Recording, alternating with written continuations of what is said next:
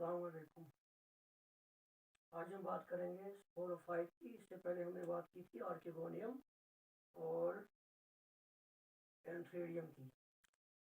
जहाँ तक तो आपका जो कहने तो जो मैंने कल बोला आपको, ये स्पोरोफाइट एक फ्लास्क जो आर्किगोनियम होता है उसमें से बनता है। इस तरीके की स्ट्रक्चर मिलेगी आपको, जिसमें एक फुट होता है, एक सीटा होता है सिलेंडर लाइक स्ट्रक्चर, और एक स्वोलन बॉडी होती है जिसको हम बोलते हैं कैप्सूल। तो याद रखेंगे, इसी कैप्सूल को हम इसकी एनाटॉमी को जानेंगे। हम ये एनाटॉमी इसकी होती क्या है, इसके अंदर होता क्या है, और ये कैसे स्पोर बनाते हैं, और स्पोर किस तरह से डिस्पर्स होके गैमेटोफाइट बनाते हैं। तो इसको मैं पहले लिख दूं। कैप्सूल जो होता है इसका, उसके कितने पार्ट्स होते हैं। तो जो कैप्सूल है, कैप्सूल के पास पहला पार्ट होता है जिसको हम बोलते हैं एपोफाइसिस। दूसरा इसको बोलते हैं हम थीका। तीसरा उसको बोलते हैं पेरिस्टोनियम। और चौथा उसको बोलते हैं ओपर्क्यूलम। ये सारी चीजें हम डिस्कस करेंगे कि कैप्सूल के अंदर होता क्या है। तो let me draw the capsule first. Would be like this. ये हमारा सिलेंडर पार्ट है, सीटा। फुट को नहीं बनाएंगे क्योंकि फुट रहता है आर्किगोनियम में एम्बेडेड। तो इस तरीके की फ्लास्क लाइक स्ट्रक्चर मिलेगी आपको। इस तरीके की स्ट्रक्चर मिलेगी। और इसी जो कैप्सूल, मैं कैप्सूल की स्ट्रक्चर बना रहा हूँ, इसी कैप्सूल के अंदर बीच, बिल्कुल बीचों बीच पेरिनकाइमेटस टिश्यू जाता है। बिल्कुल ये पेरिनकाइमा सेल्स होते हैं जो क्लोजली कंपैक्टेड होते हैं, एक दूसरे के नजदीक होते हैं। और ये क्या करेंगे, ये काम करेंगे कंडक्शन का। ये काम करेंगे कंडक्शन का, जिस तरह जाइलम एंड फ्लोएम काम करता है कंडक्टिंग ऑफ मटेरियल्स। और लेकिन ये जाइलम और फ्लोएम नहीं है, लेकिन ये काम करता है। It is a parenchymatous tissue. It is parenchymatous tissue which perform the function of conduction. Clear? उसके बाद जो ये नीचे यहां से मैं बना रहा हूं, इसकी कवर जो है, it is made up of epithelial tissue, जो इसका एपिडर्मिस बनाते हैं।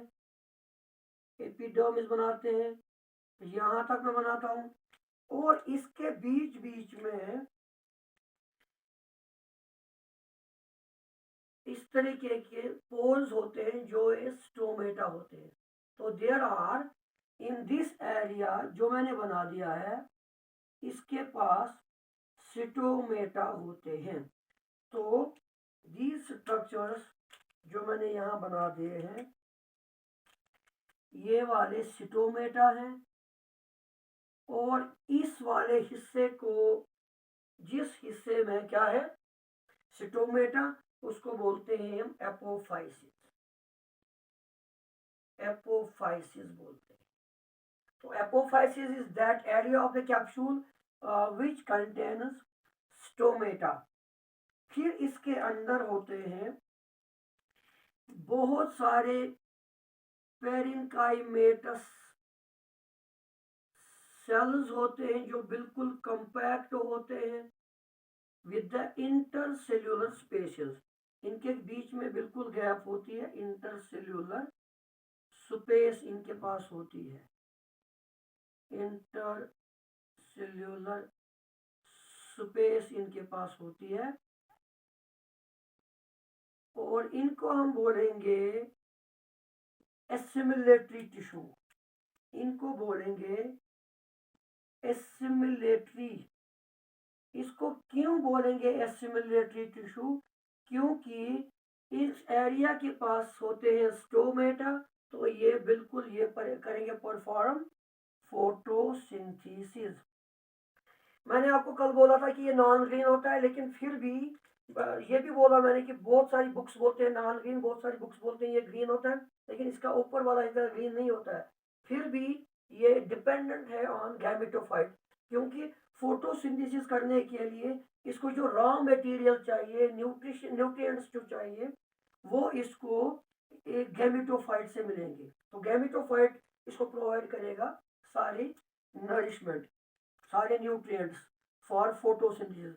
इसके अलावा यहाँ पे जो ये ऊपर वाला एंड है, थोड़ा बहुत ये थिकनड है, और थिकनड एंड को हम बोलेंगे बाद में, नाम देंगे इसको, अब कंडक्टिव टिश्यू नाम नहीं देंगे। यहाँ पे जाके ये मोटा मोटा हो जाता है, इसको हम नाम देते हैं columella. This is called columella. उसके बाद इस कॉल्यूमेला के सराउंडिंग, इसके इर्द गिर्द यही सेल्स, इस तरीके का अरेंजमेंट इनके पास होता है। ये बिल्कुल इसी कॉलूमेला के राउंड जाके इस तरीके की स्ट्रक्चर को बनाते हैं, जिसको हम बोलते हैं स्पोर सैक। स्पोर सैक, और स्पोर सैक जो है इसके पास भी दो वॉल्स होते हैं। This is called outer wall and this one is called inner wall. inner wall, समझ लेना पूरी बात। देन अगेन जो यही स्पोर सैक है, इसी स्पोर सैक के अंदर होती है मदर सेल्स। मदर सेल्स होती हैं, जो कि होती है डिप्लॉयड, क्योंकि जो स्पोरोफाइट है ये हमारे पास है क्या है बेटा, डिप्लॉयड है। तो मदर सेल्स कहाँ पे होती है? मदर सेल्स स्पोर सैक के अंदर होती है। तो यहाँ पे भी मैं कुछ सेल रख दूंगा मदर सेल्स। यहाँ पे जो ये ओपनिंग यहाँ पे देख रहे हो आप, तो यहाँ पे बिल्कुल जिस तरह साइकिल के पास रिम होते हैं, तो रिम लाइक स्ट्रक्चर उसके ऊपर होती है, और यहाँ से जो बिल्कुल जो स्पोर्स हैं इसी ओपनिंग से बाहर जाएंगे। लेकिन इस वाले रिम लाइक स्ट्रक्चर को रिम लाइक स्ट्रक्चर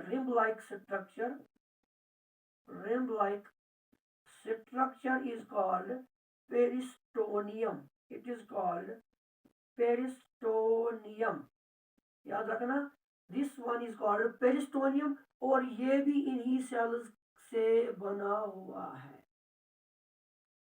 ये भी इन्हीं सेल से बना हुआ है, लेकिन इसके पास दो किस्म की लेयर्स होती है, एक आउटर लेयर, एक इनर लेयर। यहाँ पे outer layer and inner layer यहाँ पे होते हैं। और मैं बता दूं आपको, जो ये पेरिस्टोनियम है, यहाँ पे मैं लिख दूंगा आपको, जो ये पेरिस्टोनियम है, रिम लाइक स्ट्रक्चर, इसको पेरिस्टोनियम बोलते हैं। This one is inner wall, this one is inner wall of spore sac. Spore sac के पास दो वॉल्स होते हैं, आउटर एंड इनर वॉल। फिर ये जो पेरिस्टोनियम है, पेरिस्टोनियम जो है इसके पास दो किस्म के टीथ पाए जाते हैं, और वो होते हैं 32 टीथ इन नंबर। उनकी तादाद होती है 32 टीथ। जो आउटर वाला जो है इसमें लॉन्ग टीथ होते हैं, लॉन्ग टीथ 16 होते हैं जो रेड होते हैं, और जो इनर वाला है उसमें शॉर्ट टीथ होते हैं, शॉर्ट टीथ होते हैं जो बिल्कुल 16 होते हैं, और वो होते हैं ट्रांसपेरेंट। क्या होते हैं? ट्रांसपेरेंट। सो 32 टीथ जो कहाँ पे होते हैं? इसी पेरिस्टोनियम के पास होते हैं। वो काम क्या करते हैं मैं बता दूं यहाँ पे। मान लो ये एक टीथ है, इस तरीके का एक टीथ है और इस तरीके का एक और टीथ है। ये लॉन्ग वाले टीथ है बना रहा हूं मैं, और इधर ये छोटे वाले टीथ है। छोटे वाले टीथ जो हैं ये बिल्कुल डीप नहीं जा सकते हैं, और यहाँ पे जो ये टीथ होते हैं इनकी लाइनिंग जो होती है, द लाइनिंग ऑफ टूथ और teeth is made up of hygroscopic tissue. इस लाइनिंग को बोलेंगे lining of hygroscopic tissue. Adjust करना पड़ेगा भाई, बोर्ड छोटा है। Lining of hygroscopic tissue.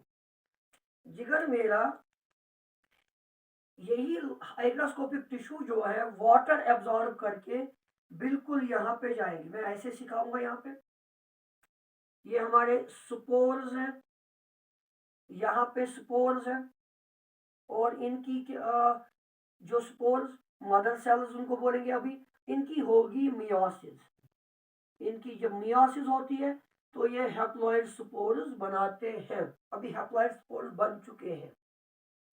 तो ये टीथ क्या करेंगे, तो ये हैप्लॉइड स्पोर्स हमारे पास हैं। ये इसके सराउंड एक टीथ नीचे जाके गया with the help of hygroscopy, with the help of water. ये वाटर एब्जॉर्ब करेगा और डीप होता जाएगा। इस साइड भी एक और टूथ आएगा, एक और टूथ आ गया। तो नतीजा निकलता है जब ये बिल्कुल डीप जाते हैं, छोटा वाला इधर नहीं जा सकता, और ये लंबा वाला टूथ जो है जो रेड कलर का होता है ये यहाँ जाएगा, और यहाँ आके ये वाटर को लॉस करेगा। ये वाटर को लॉस करेगा और नतीजा निकलेगा जब ये वाटर को लॉस करेगा तो यहाँ से ये बिल्कुल बेंड करेंगे। यही टूथ यहाँ से बेंड करेंगे और इन्हीं स्पोर्स को पीछे से धक्का देके यहाँ इस ओपनिंग से इनको बाहर फेंकेंगे, और जिसके यहाँ पे होती है एक, जिसको हम ढक्कन भी बोलते हैं। यहाँ पे मैं बना दूं आपको ऐसे, दिस इज द ओपर्क्यूलम। तो यहाँ पे इसको हम ओपर्क्यूलम कहते हैं, जिसको बाद में गिरना होता है, which is going to fall of.